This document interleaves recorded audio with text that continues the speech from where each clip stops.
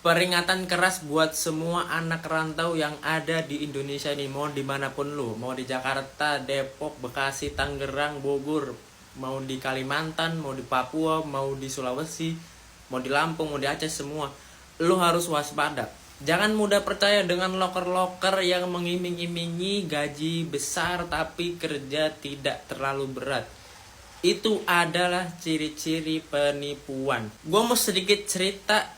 Ini adalah based on experience gue dulu waktu pertama kali gue merantau di Jakarta Raya, Indonesia. Singkat cerita, 2 minggu pertama gue selama di rantauan itu gue nyari loker sana sini dari Instagram, Facebook, LinkedIn, Telegram, semuanya gue datangin. Waktu itu di daerah Cengkareng itu ada salah satu ruko, dia nyebarin info loker lewat Instagram, Facebook, Telegram, dan lain sebagainya. Dan gue waktu itu kebetulan udah chattingan sama HRD-nya di WA ya. Kita udah WA-WAan.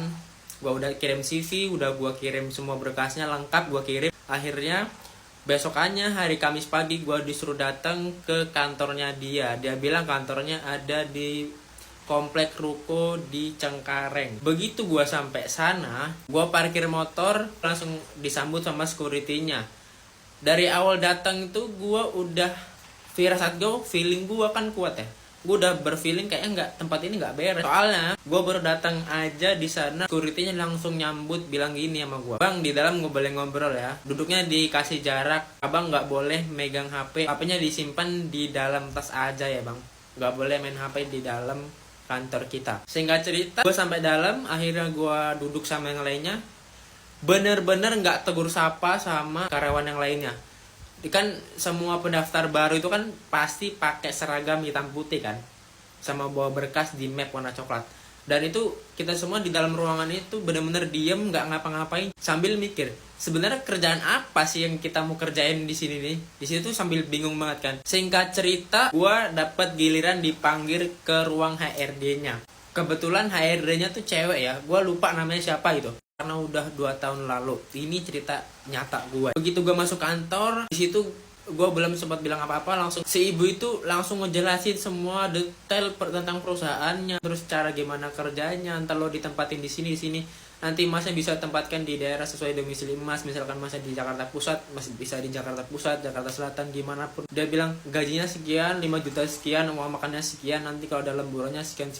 Gila, dia jelasin semua detail pekerjaannya secara rinci, sedetail-detailnya. Gue tuh sampai percaya dan nggak percaya itu kan. Cuman gue di situ berusaha berpikir jernih dengan apa yang dia sampaikan sebagai HRD itu kan.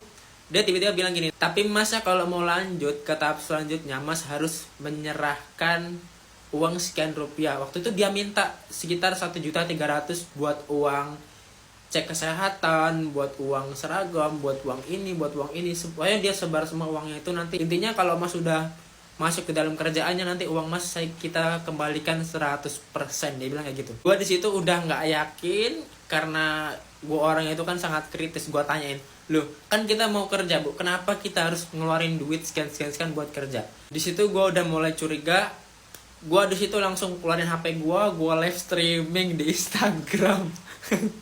Gila, gue bener-bener di situ karena gue udah terlalu curiga. Bayangin di situ security-nya banyak banget. Security-nya rata-rata tuh orang-orang timur, orang-orang Ambon gitu. Semua security-nya galak-galak.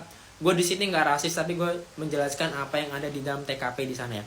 Jadi itu dia, gue live streaming selama di sana. Tapi gue live streaming secara diem-diem ya. Gue sambil pegang di perut kayak gini biar nggak kelihatan. Kadang gue kantongin gitu. Tapi gue live streaming. Singkat cerita, waktu gue lagi live streaming itu kan, gue kan berusaha nyari bukti-bukti kuat ya, biar gue bisa laporin polisi semisal ada penipuan. Gue ketahuan sama si HRD-nya. Gue langsung diteriakin, "Security, seret anak ini keluar." Langsung gue diseret, dibawa keluar, langsung gue dicekak gini.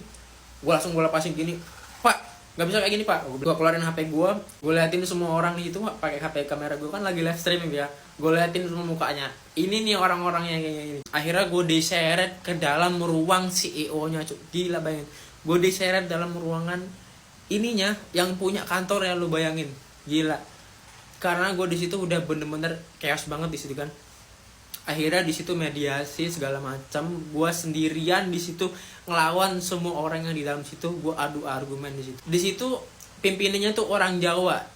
karena gue bisa bahasa Jawa, karena gue lahir di Lampung dan gue keturunan Jawa, singkat cerita mediasi, gue nggak keluar duit, videonya gue hapus gitu kan. Akhirnya gue keluar, gue di situ lega karena gue berhasil keluar dari tempat jahanam tersebut. Gue kasihan banget sama orang-orang yang di daerah Jawa, Kediri, ada yang dari Jombang, ada yang dari Pacitan, karena di situ barengan gue tuh banyak banget yang datang di hari itu. Mereka tuh bawa ransel besar-besar, pokoknya mereka dari tempat yang jauh datang ke situ cuman buat nyari kerja. Dan gue kasihan, mereka akan jadi korban penipuan tersebut. Jadi pesan moral yang gue bisa sampaikan adalah lo semua jangan gampang percaya dengan loker yang kayak gini. Ini adalah loker scam.